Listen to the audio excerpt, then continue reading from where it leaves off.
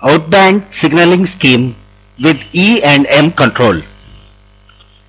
E and M signaling control can be applied to outband signaling. A typical outband configuration using E and M control is shown in the figure. Since DC is used for signaling, AC to DC and DC to AC conversions are required for incoming E lead and outgoing M lead respectively. A low pass filter is placed in the speech path between the modulator M, at which the signal tone is injected into the main transmission path. Similarly, a low pass filter is placed after the demodulator D and the signal tone extraction point at the receiving end. The low pass filter at the transmitting end removes any energy in the signaling band which may be present in the incoming speech or produced by the proceeding stages of the equipment. This is to ensure that there is no interface with the signaling at this stage. The low pass filter at the receiving end prevents signal tone from being audible during speech. As the signaling frequency must not be extended to the switching equipment, outband signaling is done on link by link basis and end-to-end signaling is observed. Since the signaling is independent of speech, there is virtually complete freedom in the choice of signaling mode. Signaling may be two-state, that is on-off, continuous tone or pulse signaling. Nowadays, PCM systems are widely used and signaling in these systems is of considerable interest. In PCM systems, signaling can be achieved by sampling and coding signaling information in the same way as for speech. At present, this is the case for some signaling systems. For example, the SS4 and SS5 and SS5 BIS are to be used in this manner in PCM systems. The nature of PCM, however, allows a convenient way of transmitting signaling information as a built-in signal. In this method, advantage can be taken of the fact that signaling information need not be sampled as frequently as speech signals. With built-in PCM signaling, in addition to the bits required to transmit speech and ensure frame synchronization, bits are received or required to carry signaling information, which is usually binary coded at the transmitting end and reconverted to original form at the receiving end. The signaling information pertaining to a particular speech channel may be carried in the same time slot as the speech or in a separate time slot.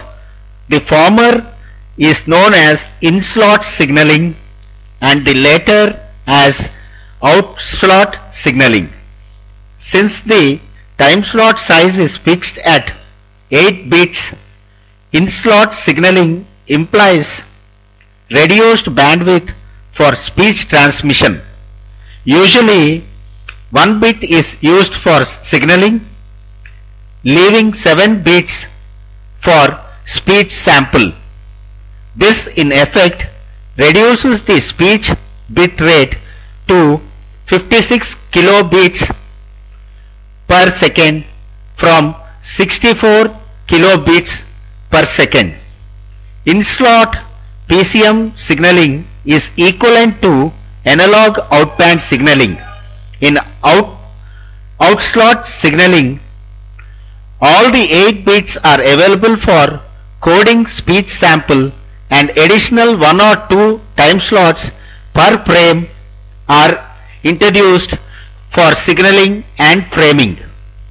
It is a Bell D2 24-channel multi-frame PCM signaling structure. It has 24-channel system and it is organized on a 4-frame multi-frame basis with bit 1 of the 8 bits in each time slot being used for frame and multi-frame synchronization and signaling. The 4-frame structure is shown in the figure. Bit 1 of each 8-bit time slot in frames 1 and 3 contains the signaling information for the respective speech channels. Bit 1 of each time slot in frame 2 is unused. First bit positions of the first 16 time slots in frame 4 are used for frame synchronization with the last 8 first bits positions being unused. The synchronizing pattern is 1101, 0101, 0101, 0101. Since 2 bits per multi-frame are used for signaling per speech channel, the signaling is large in this case than T1 system. The signaling rate, however, is 2000 signals per second instead of 8000 per second as in the case of T1 system. So, the Bell D2 24-channel system retains the additional 193 bit as in D1 system for frame synchronization, adopts a multi-frame structure, uses 2 bits per frame for signaling and improving the speech transmission performance. There are 12 frames in the D2 multi-frame. Frame 6 and 12 are designed as signaling frames.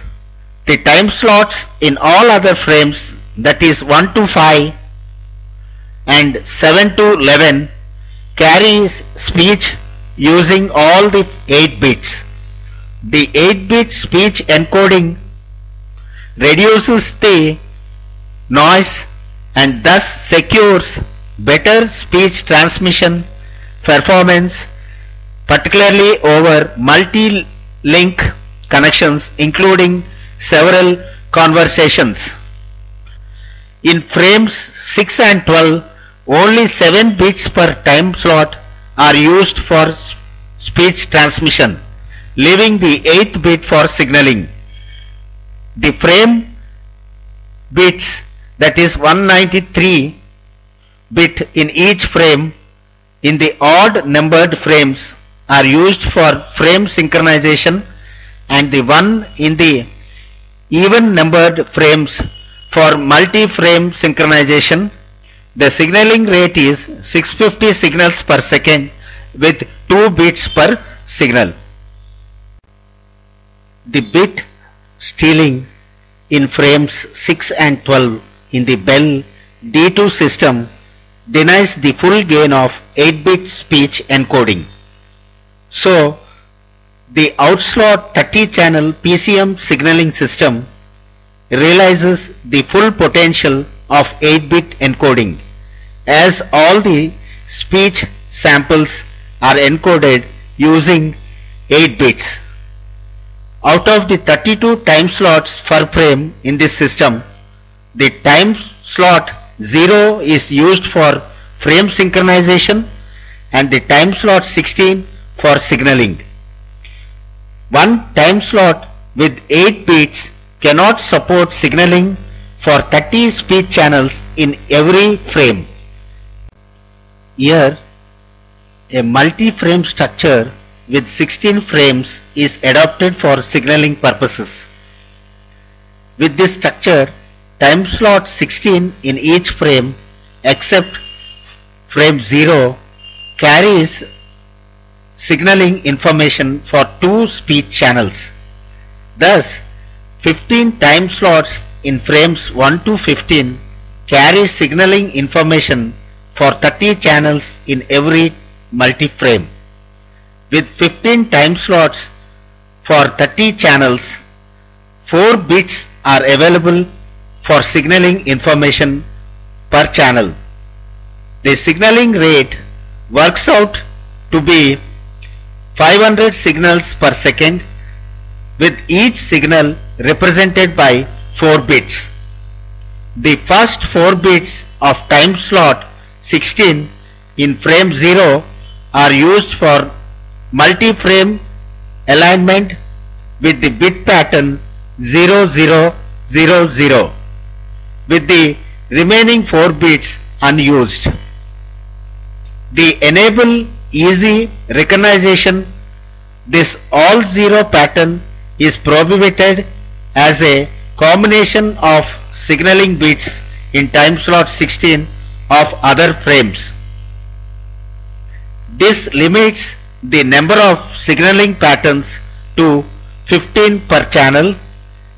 Sometimes this scheme is referred to as bunched signaling. In common channel signaling, the signaling is completely separate from switching and speech transmission. Signaling is done over a channel that is different from the one which carries the voice or data. The basic scheme is illustrated in the following PPT. Here, a separate analog voice channel is used for signaling. Since signaling in CCS is digital in nature, modems are used for carrying digital data over analog lines. Transmission of digital data on analog telephone channels using modems is shown above. 2 channels, one for each direction, are used in a dedicated manner to carry signaling information. Since the channels are dedicated for signaling, they are capable of carrying signaling information for a group of circuits. The group size is determined by the capacity of a signaling channel. A phase equalized voice channel is capable of supporting a bit rate of 2.4 kbps with acceptable error rates for signaling. At this bit rate, one CCS link can carry signals from 1500 to 2000 speech circuits.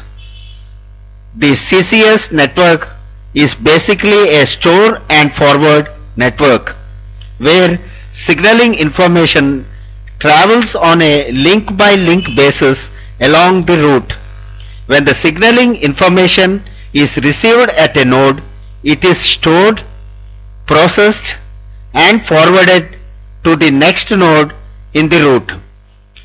Store and forward networks are discussed in the following PPT. In CCS, signaling information is transferred as messages of varying length, usually defined as one or more fixed length signaling units or SUs. A message of one signal unit length is called single unit message or SUM, and the one with multiple signal units as multi-unit message or MUM. A signal unit is divided into a number of bit fields, each having its own function. Typical structures of a SUM and a MUM are shown in figure. The format of the first SU of a MUM is identical to a SUM. In SS6, each SU is of size 28 bits, of which the last 8 bits are check bits. In SUM, 5, 4 and 11 bits are allocated for header, signaling information and circuit label respectively. In MUM, the SUs to the first have 2 and 16 bits for subheader, length field and additional signaling information respectively. Routing details, address digits, etc. form additional signaling information. Each address digit is 4 bits long.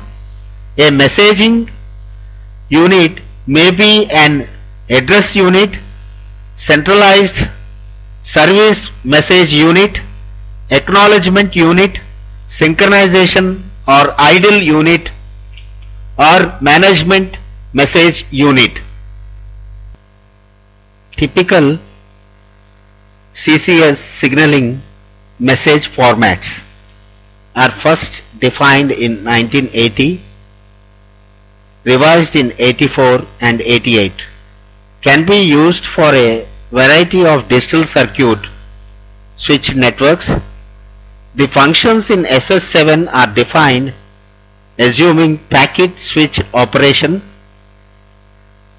and primarily optimized to work with digital stored program control exchanges utilizing 64 kbps digital channels. The protocol architecture of SS7 has 4 levels as shown in the figure. The lower 3 levels referred to as the message transfer part, that is MTP, provide a reliable service for routing messages through the SS7 network. The lower layer signaling data link is concerned with the physical and electrical characteristics of the signaling links between STPs and SPs. All signaling data links in SS7 are full duplex links dedicated to SS7 traffic. The main purpose of the second layer via the signaling link is to turn a potentially unreliable physical link into a reliable data link. The signaling link layer must ensure that there are no losses or duplication of control message. Messages are delivered in the same order in which they originate, and there is a match between the receiver capacity and the transmission rates. There are 3 types of signaling units, SUs, defined in SS7. First one is message signal unit, called as MSU, and second one is link status signal unit, called as LSSU, and the third one is fill in signal unit, FISU. The formats of all these SUs are shown in figure. All the SUs begin and end with the flag field which has the unique bit pattern 0111 1110. The flags act as delimiters for the SUs. A common flag may be used as a closing flag for one SU and the opening flag for the next if the SUs are transmitted continuously. It is possible that the unique flag bit pattern appears inside the SU, thus destroying synchronization To avoid this problem, a technique known as bit shuffling is used. This technique